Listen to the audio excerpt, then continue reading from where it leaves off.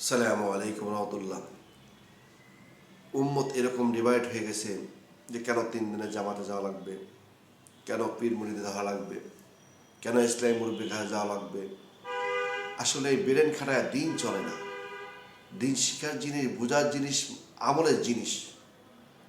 যারা এই দিন মানি, শিখি না, যারা এই জমিনে সেজদা করি, সেজদার ওজন বুঝি না, যারাই আজকে তাকওয়া মান বোঝা যায়, তারা তাকওয়ানের মধ্যে চলে না, এলেম শিক্ষা করে আমল করে না। কিছু লোক শিক্ষা শেখে কিন্তু আমল করে না, কিছু লোক না শিখে খালি আমল করে, কারো কাছে যায় না, শেখার চেষ্টাও করে না।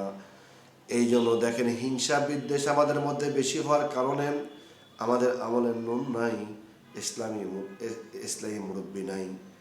আজকে যদি আমি ইসলামী মুরব্বী ধরতাম, আমার নামাজ কীভাবে পড়তে হবে জানতাম, আমার সেজদাটা কীভাবে যদি শিখতাম, আমি কিভাবে মানুষের লোক কথা বলবো যদি জানতাম, আমি ব্যবসা কিভাবে করব যদি জানতাম এবং সঠিকভাবে যদি আমল করতাম, তাহলে চোর বাটপার বাংলাদেশের মধ্যে থাকতো না, সিন্ডিকেট থাকতো না।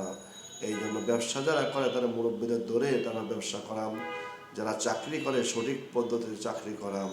এরকম দাড়ি টুপি রাখার পরও টেবিলের নিচ দিয়ে টাকা ঢোকায়, এই টেবিলের নিচ দিয়ে ঘুষ ঢোকায়, কারণ তাকেও হতে পারে না ইসলামী মুরব্বী না হওয়ার কারণে।